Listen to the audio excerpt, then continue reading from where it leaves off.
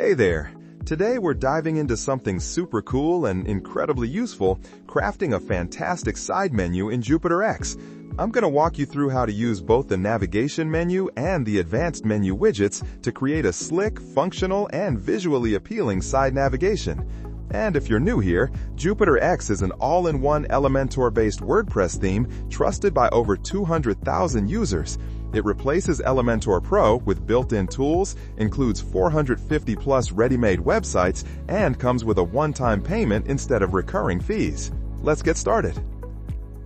Alright, so first up, let's dive right into the advanced menu widget. To get things rolling, we'll go ahead and either add one or tweak an existing one. I'm going to choose the advanced menu widget in my header here to get us started. Then, expand the layout section to reveal its options. Currently, the layout is set to horizontal. We'll switch it to an off-canvas menu. I'll select off-canvas here. This is going to make our menu appear as a side panel that slides in from the edge of the screen. The menu is replaced by this hamburger menu icon, and when you click it, the side menu opens. Let's open the position drop-down next. Now, I'll choose the left option. This will apply our desired positioning for the side menu. Click on the hamburger menu to open. And close. Now, we can also change the appearance effect option. We'll begin by selecting the current appearance effect, which is overlay. Now, let's change it to push.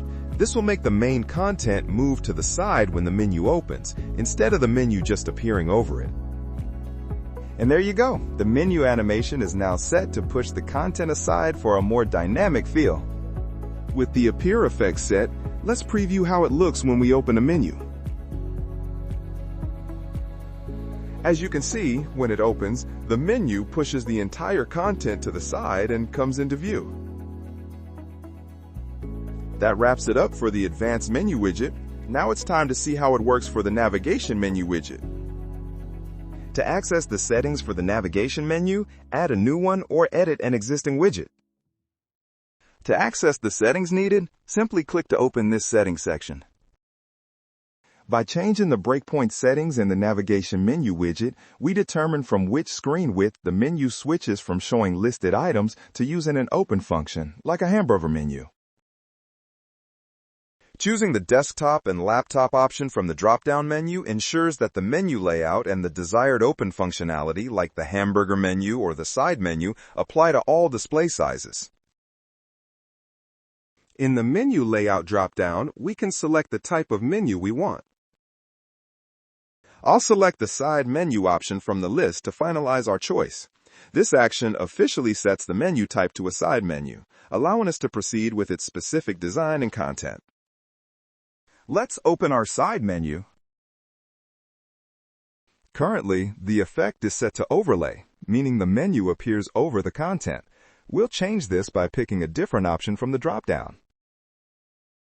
We're going to choose push from the drop-down to make the main content slide or push out of the way as the menu opens.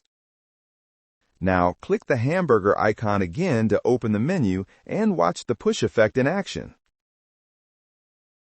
You can now see how the content shifts or is pushed to the side when the menu appears, creating a smooth and dynamic user experience.